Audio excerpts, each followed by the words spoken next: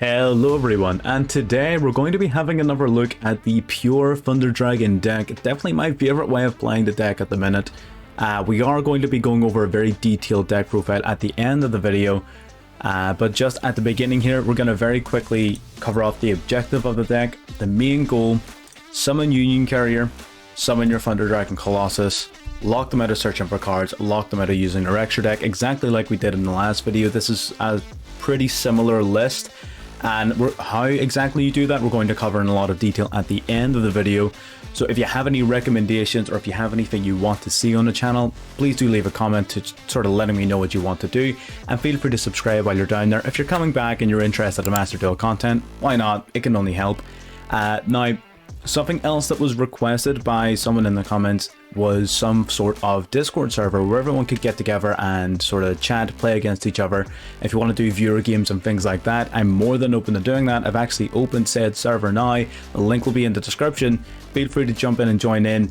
Again, it'll be fairly small to start off with, but if we can get a bit of gathering into it, if we can get something behind it, we may even be able to run our own events and things like that. So that is you know, wishful thinking at the moment, of course, but we'll see where exactly that leads us. So if you do feel like you want to have a chat about decks informally, if you want to message me directly, or if you want to speak with a group of like-minded people, feel free to jump in. There's no sort of restriction, charge, nothing like that, so you can jump in and join whenever you want. So with that said, let's jump in the game number 1, and we'll see how exactly this pure Thunder Dragon deck competes in Diamond 1.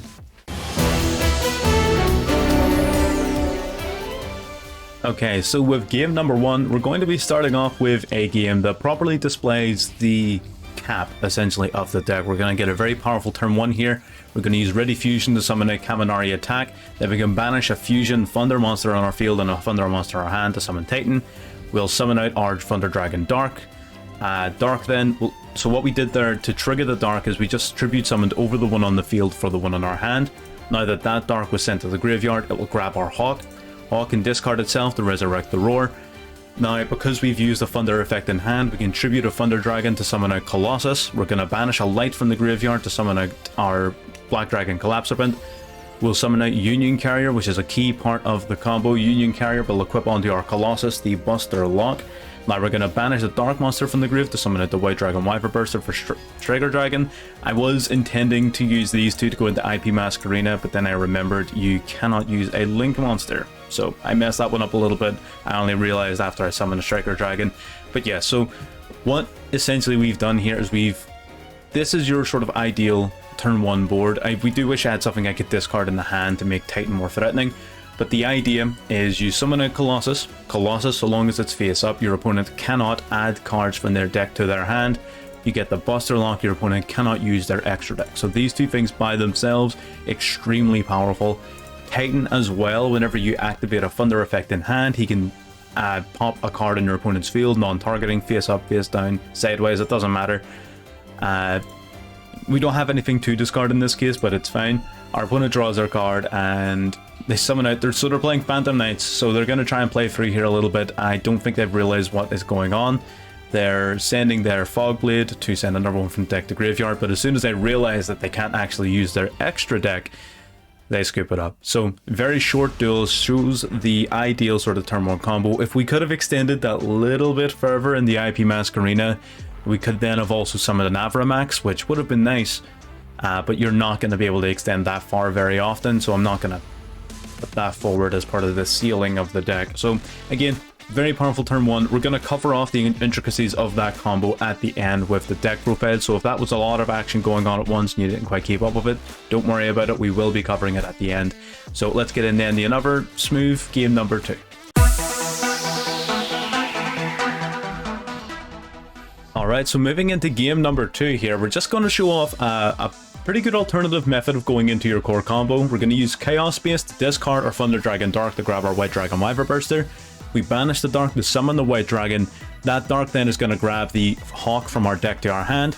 We discard the Hawk to summon the Dark, and that means the conditions for Colossus are now satisfied. So we're going to go into Striker Dragon, which will send the White Dragon to the grave to search for the Black Dragon. It's like a cycle with these two. We banish the White to summon the Black, use Chaos Space to shuffle the White back in to draw 1. At this stage, we're going to then summon out Thunder Dragon Colossus. We'll use the Striker Dragon and the Collapse Serpent to go into Union Carrier. So this is the basis of the combo fully established, and we still got 5 cards in hand.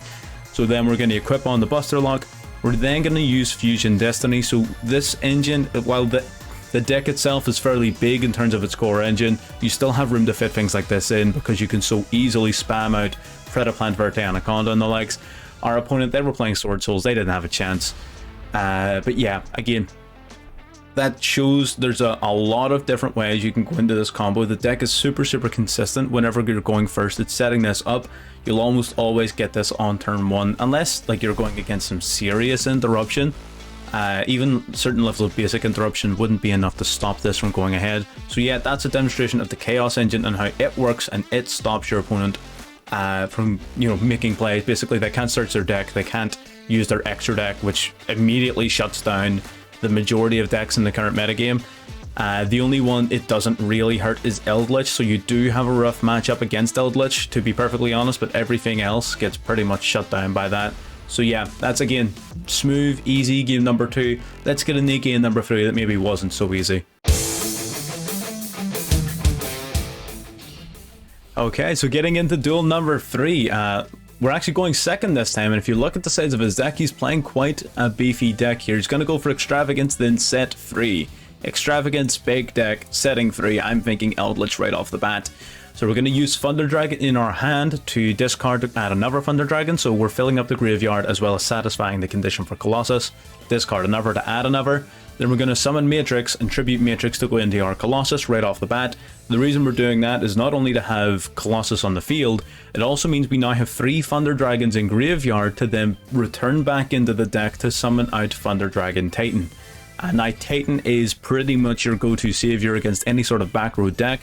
We discard a Thunder Dragon to add another one to hand, but this time we're going to trigger the effect of Titan, which is going to be a non-targeting pop. We then going to chain, so he chains in the Guardian of the Golden Land, so we're going to chain to that or Thunder Dragon Dark, expecting to get double pop off of the Titan. But your Titan can get chain blocked, so he activates the Eldlich to block off our Thunder Dragon Titan. That is the biggest weakness of the card. It can be chain blocked, which is annoying, but it is what it is. So we get reduced to 0 there by the Guardian, of the Golden Land. We pop his upper back row because we don't really want to be dealing with anything unknown. It is just another Guardian, so we don't need to worry about that. We'll discard another Thunder Dragon to get another pop going, so we're going to take out the Eldlich this time. Now, again, we get another Thunder Dragon to hand. Now we're going to activate Thunder Dragon Roar's effect, discarding it to add a Thunder Dragon card from our graveyard back to the hand. Once again, triggering Titan, you get so much destruction off of this, so much advantage. So very powerful. We add back Fusion for next turn. We're going to use these. So this is the controversial part of this turn. Colossus itself. So Colossus doesn't do basically anything against Eldlich because they're not searching their deck for cards. They're setting cards from their deck to their field. So it doesn't, they're not really in any way limited by the Colossus. And the Titan had been reduced to 0, so those 2 monsters didn't pose a lot of value here. So what I chose to do instead was use them for Predaplant, Verte, Anaconda and summon out DPE, because DPE would have a much better time at sniping out back row, doing things like that against Eldlich. Again, it's not perfect, but you do have a rough matchup here. He's going to go Pot of Prosperity here, which is ironic because the Colossus would have stopped that, so I suppose goes to show what I know. He's going to add the Elixir of the Awakening there, so that means he can summon a big zombie basically just from his deck. He's going to banish the Elixir of the Sanguine to get Haquero. He'll send Haquero to grab the Golden Lord, and I was expecting him to summon the Golden Lord, but he actually summons Doom King Ballardrock, which is huge. That is a very difficult card to get rid of. He also goes to try and ditch our Phoenix Enforcer. Now, his Ballardrock can't be destroyed, but if he sends our Phoenix Enforcer, it won't revive itself, so we do need to have it be destroyed. So we're going to chain its effect anyway, even though it doesn't do anything useful. He's going to reset the Haquero here. Luckily, there's no Golden Land on the field, so he's going to take out our Predaplant, Verte, Anaconda, and it's looking rough. This is a rough spot to be in. He's going to chain his Haquero and his Guardian at the end of his turn. He's just gaining so much card advantage over us. He's able to set a couple of different Elixir cards.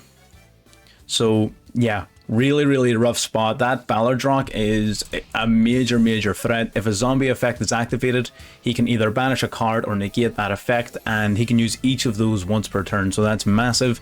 He's going to go for Eldlich to bring out a Eldlich the Golden Lord, as well as a Hequero to banish a card from our graveyard, so he must have something in mind. He got rid of DPE before the standby phase, so that means DPE is gone. We have to revive something, so we bring back the Dasher. We go Thunder Dragon Fusion. We're going to shuffle back the 2 Thunder Dragons on our Colossus to bring out another Titan.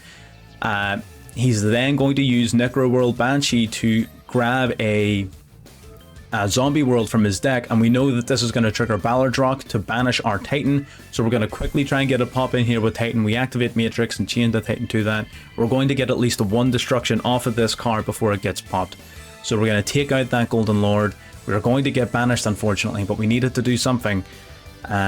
We get turned to zombies, but we're going to use our Chaos Space. We'll discard a Light Monster, but we get negated, so we just can't catch a break here against this guy. He keeps on getting us.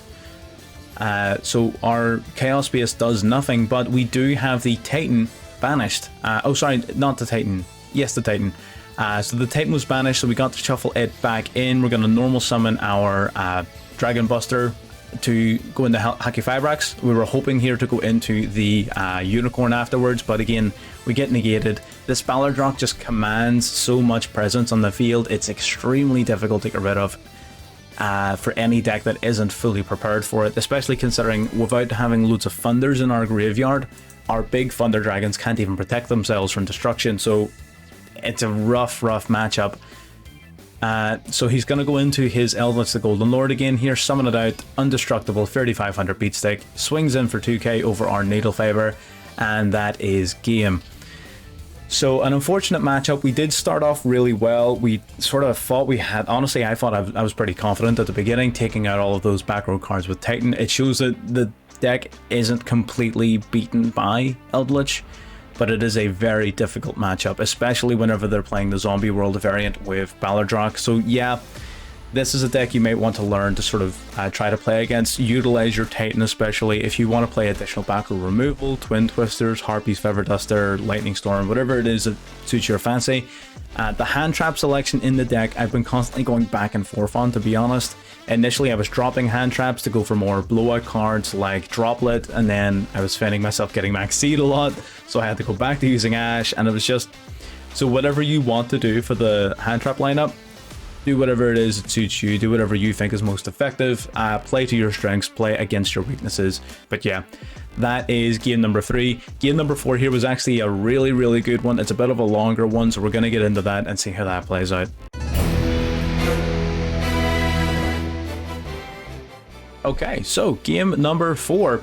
We're going to be opening up here with Ready Fusion. This is going to summon... Now, you have 2 choices here. You can either go into Kaminari Attack for your Thunder Dragon Titan play, or you can use the Sea Monster Theseus to go into Baron de Fleur. Now, I had a bit of an idea here for this hand. I've been playing around with the idea of summoning Baron de Fleur a bit more consistently. So we're going to special summon out our Collapse Serpent. We'll tribute it to normal summon our Thunder Dragon Dark.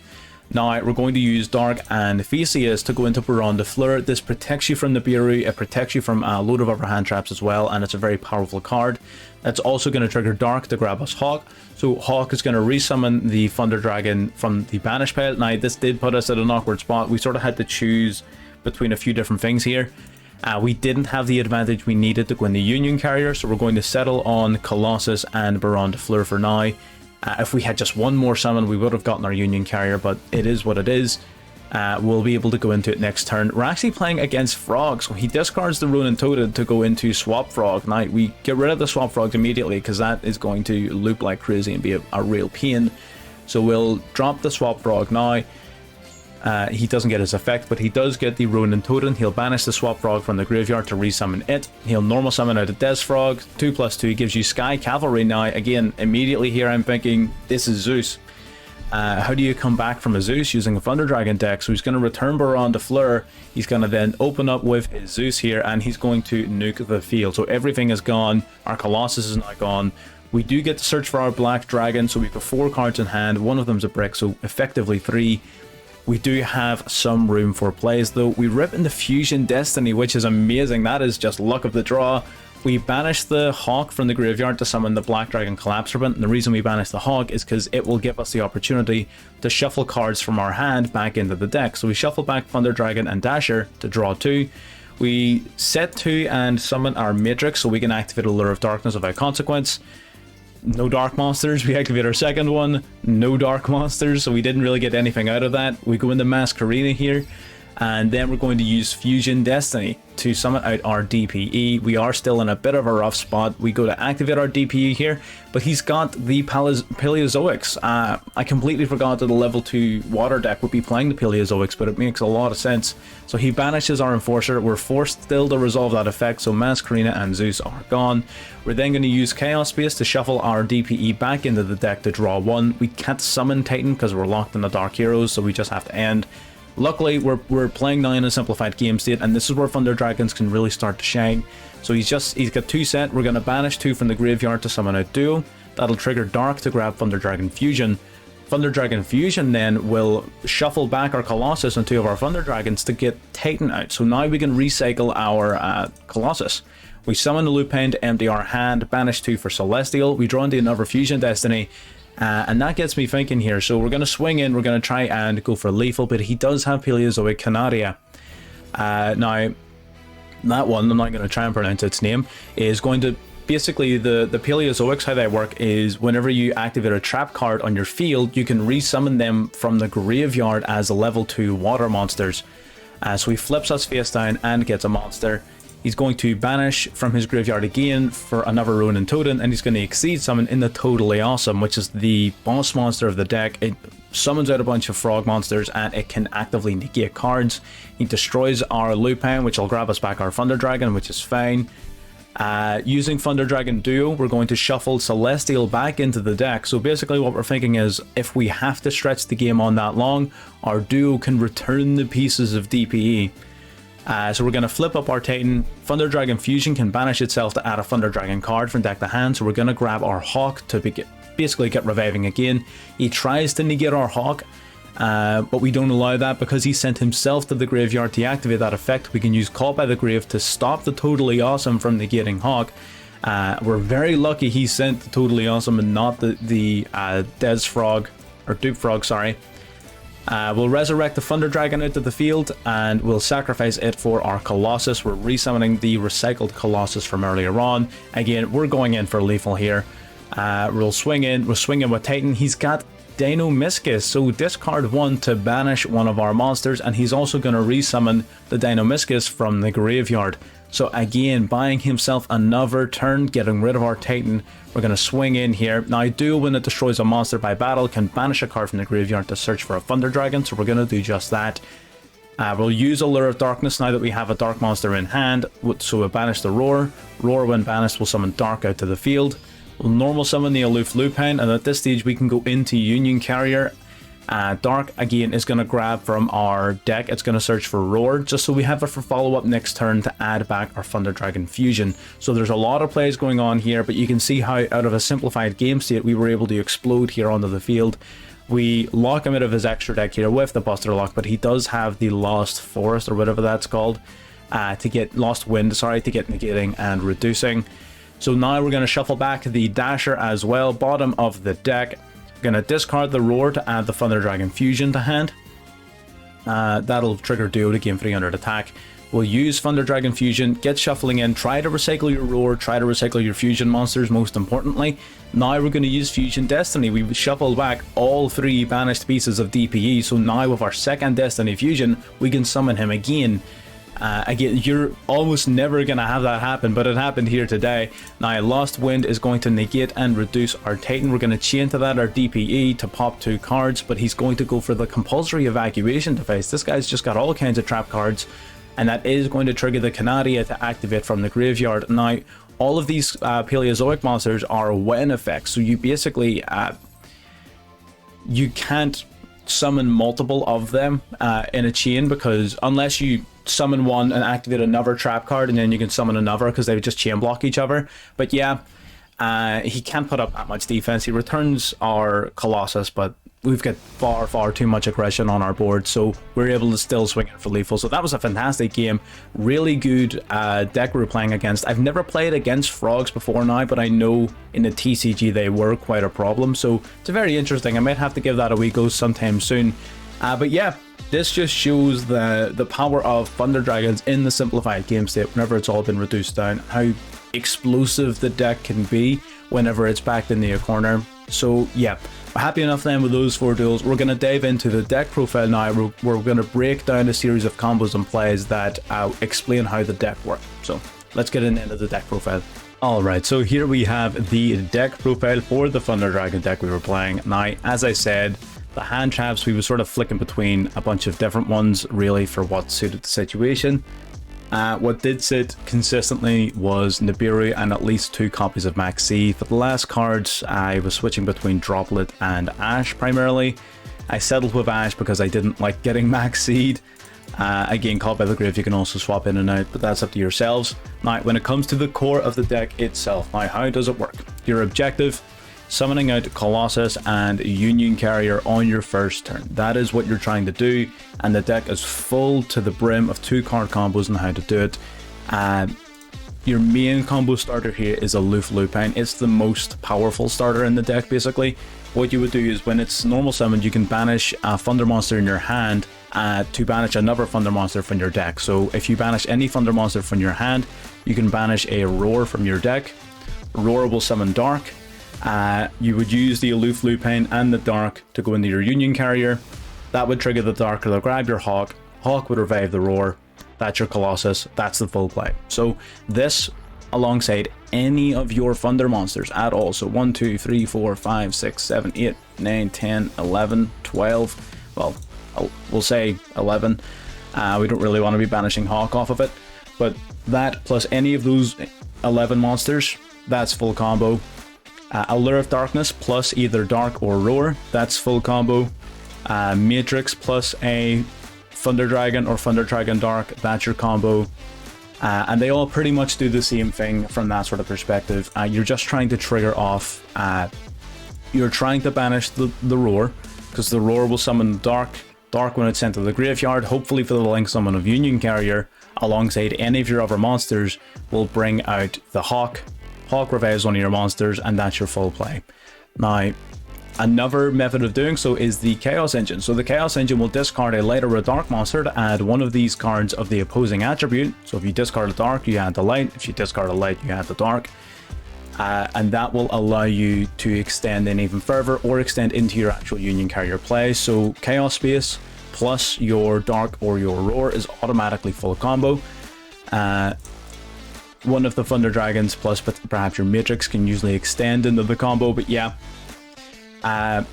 The Chaos Space Engine also basically allows you to mill out the deck. It allows you to draw an extra card by returning a banished card. You saw in that last game how important that recycling was, returning your banished cards back into your deck.